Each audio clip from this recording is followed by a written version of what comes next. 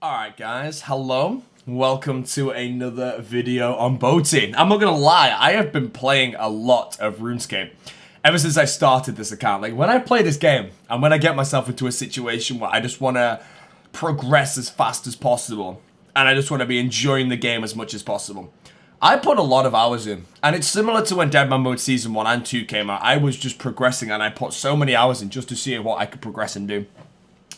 And it's like, I haven't really traded on the game properly since 2014, apart from Deadman Mode, obviously. So when I came to Boaty, like, just the whole aspect, it feels different. Even though I played RuneScape for like 10 years before I started handicapping myself on like trading and all that stuff with Peckish Whale and the series that I've been making. It's so refreshing to be able to trade. The amount of times that I'm doing something, I can just run to the Grand Exchange and buy the item. Oh, it's actually beautiful. It's like, suddenly I'll get an elite clue where I need 100 trading sticks. I can just go to the Grand Exchange rather than mine gem rocks or something. It's such a nice experience. But welcome to the video regardless. Today's video, I don't know if I was lucky or if I was unlucky. Realistically, I was going to say that I was super lucky because I didn't go dry 1 billion kills and everything. But the drops, I mean, it's mainly the elite clue scrolls that's making me wonder about it. And you'll see the rewards. But the elite clue scrolls I got, I was pulling some of the greatest rewards ever. But unfortunately, there's only like a few items. I think the only good item from an elite clue scroll you can really get is the Fury Ornament Kit. I don't really know how expensive the rest is, obviously. Barring Third Age here, maybe the Lava Dragon Mask. I don't really know how expensive stuff is from elite clues, but I think most of it's all just cosmetic overrides that are really worth nothing. Like this one here, we got a Dragon Square Shield Ornament Kit and a Daystalker. No one's going to friggin' buy that, so I was there thinking I'd scored a sick clue. But it was a pile of junk. And I remember when I put those in the Grand Exchange as well. Nothing even sold. They didn't even sell. And that was just the insult to injury there. Because I kept pulling out these clues that looked like I'd got beastly rewards. But it was actually absolute garbage. So, yeah. But anyways, one thing I've sort of started doing with this account is I sort of wanted to just play the game and make as much money as I possibly could in the shortest time possible. But then I changed my mindset. I just want to play the game. I just want to log in and do whatever the hell I feel like doing. That's why you're going to see a lot of variety in these videos. I'm going to constantly be doing different content, regardless of how good the money is or not. I'll be doing the content efficiently, and we'll just sort of be testing how good the money is. So, when I finished my first day, if you didn't watch it, we camped Zora for the first 10 hours, really, on the account. And Zora put us to about 11 mil cash stack with one lucky drop, which was the Uncut Onyx. If you haven't actually seen that video, then I've spoiled it, and I apologize. But with the money I got from Zora, I decided, obviously, to invest it into getting a fire cape quickly. It's always nice to get a fire cape. It doesn't really take me long. It took me 50 minutes. I sort of messed around a bit. I flew through the waves as fast as possible with a melee cape, but then I sort of just slowed down near the end and was sort of just telling people sort of like how to do fire capes, working things out, and then we sort of played around with the Jad a bit, and then, yeah, the Jad probably had like 10 minutes onto our cave alone. But overall, yeah, we got the fire cape knocked out of the way, and then I wanted to unlock myself the Arceus spellbook by getting myself 60% in the favor. Took a while to do it, but I got it done. And after that, we decided to knock out some barrows, where as you can see, these are the barrows items we got. And yes, we did indeed get a Carol's Coif, and it was a very upsetting day when I got that Carol's Coif.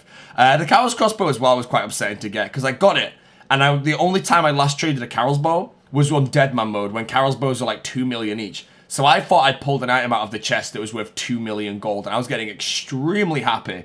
And then I price checked it and put it in the Grand Exchange, and it sold for absolutely nothing. And I was really, really upset. You may have seen as well, I did a bit of Venenatis. I decided to do a bit of Venenatis because I think in the long run it's worth quite a bit of money. And obviously when I do it on Peckish Whale, I can't trade the drop. So I was like, you know what? I'm just going to go and do a bit and see what money I made. But then I just went, okay, we killed about 35. We got nothing big. We died a fair few times. I put in that clip because it was pretty hilarious. I ran up and got one bang. I keep Protect Item on. The second I leave the cave of the Corporal Beast, I put Protect Item on. Because clans stand there and de-spear people instantly. And once you're de-speared, you can't put the prayer on and you lose your Varrock Helm. So I normally just pray item all the way until I get to Venenatis. And then I prayer flick Venenatis to keep my prayers up. But we didn't really have too much luck at Venenatis. We left it because it was sort of a bad day. I streamed most of this, live streaming Venenatis in the wilderness. Yes, it can be fun, but at the same time, it can be absolutely horrendous. So, yeah. Now, these Nightmare Zone points here, I actually did get them. I just haven't put the clips in. I spent all my points and then dropped them and started from 0 again, which is fine. But with all the money I made, I decided one of my utter favorite things to do in this game is solo Bandos. Just the way that I solo Bandos and the way that sort of the mechanics work in a way. I just wanted to go and do some budget Bandos and sort of see if we could get lucky at all and score any drops. Which is why this is a comment. But I bought myself full Bandos because when I do runs on Peckish Whale, I do Bandos in a way where I think my current solo record in a trip is something like 39. I can't quite remember how many Bandos I've soloed in a day.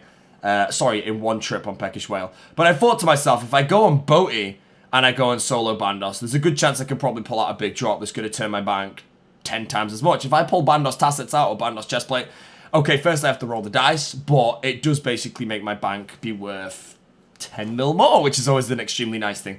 Another really nice thing I have about the Bodhi account, though, is all of my kill counts are basically 0. They all started at 0, apart from the Abyssal Sire, which is coming in another video. I've done quite a lot of content. I'm just finally getting around to recording it.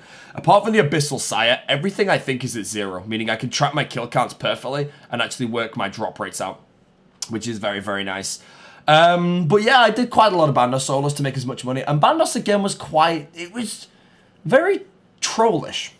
Now, this rune sword, there's actually another one in my inventory. You'll see in a moment if I show my inventory, which I should do. I have 2 rune swords. I got them like 5 kills apart, which kind of sucked. And then this happened. I mean, I go like 1,000 kills dry on Peckish Whale. I come here on Boaty, stroll up, Bandos boots, kill 46. And you know what makes it even worse? When I'm on Peckish Whale, I have really, really nice gear, which means I can always, like, I can heal a lot off the minions. If I don't heal off the minions with Guthlins and I don't have Sharks, I'm kind of screwed. But unfortunately for this one, I come over to this mage minion and I just start bombing as many zeros as possible. And I'm there like, okay, can you die please before Bandos spawns? And you all know what's about to happen. And it's quite upsetting when it happens, but I leave my Bandos boots on the ground because normally I collect them after I finish the kills because I can kill these things fast enough. And then this guy comes strolling in and takes them. Just takes them. My hard-earned money gone. The thing is, if that was a Bandos chestplate, or if that was Bandos Tassets, they would be on the floor until I finish my minions. Because I'm a Peckish Whale and my gear was so superior, I can kill them all the time before my loot appears to anybody. This time, they got slammed, and I was upset. But we're continuing on with the Bandos. We got some more troll drops, and things sort of went a bit bad, and I decided to invest more money into Zoran. 19 kills later, I did get a Serp Visage. I didn't record it, I apologize. That's why I just pulled the recorder up quickly. That was a nice 2 mil. I did actually sell the Serp Visage. I rolled, I think it was a 1 on the dice, so I didn't have to stake it. But I didn't sell it. I just kept it in the bank so I could have a Serpentine Visage in the bank. Just because I would like it. Like, it's very useful for Bandos and such. But yeah, Bandos kept on dropping out some pretty troll drops, and it sort of just happened. A lot of people requested me to do a Bandos guide. I will eventually make one of how you can kill Bandos like this. The full guide, the prayer flicking and everything like that. I'd like to teach some of you how to do that. And yeah, kill 108, we did manage to get a Bandos hilt way above the drop rate here, which is very, very nice for me to get. Obviously, I remember when I did it, I decided to buy the Godsword Blade, but everyone was telling me that Bandos Godsword had skyrocketed to 10 mil each, and I was getting really happy about that. But then I price checked it, and it was worth 3 mil, and they're not worth 9 mil. It was a lie, and I unfortunately got screwed over. So yeah, we killed some more Bandos. And then I decided, you know what, that'll do for now. We've done quite a lot of Bandos. I want to go and do some new content on the stream. And I think I've said I wanted to like unlock the Mauritania Diaries or something along those lines. So that when I do go to Barrows, I can actually get the 50% extra runes, which I think will increase my profits massively. When I did Barrows, I was just 6 KC running. When I get the Mauritania legs, which will be very soon, I will start doing 11 KC runs to see what profit I can pull from there. I contemplated selling my Godsword. Didn't know if I wanted to keep it or not, but then I decided, you know what? I can buy it back if I want to. I'm probably only going to lose 100k maximum on this thing, which is something that adds up, I guess, while I'm trying to make as much money as possible. But I decided to finally chuck it in. It sold for over mid, so I thought I'd scored a good deal there.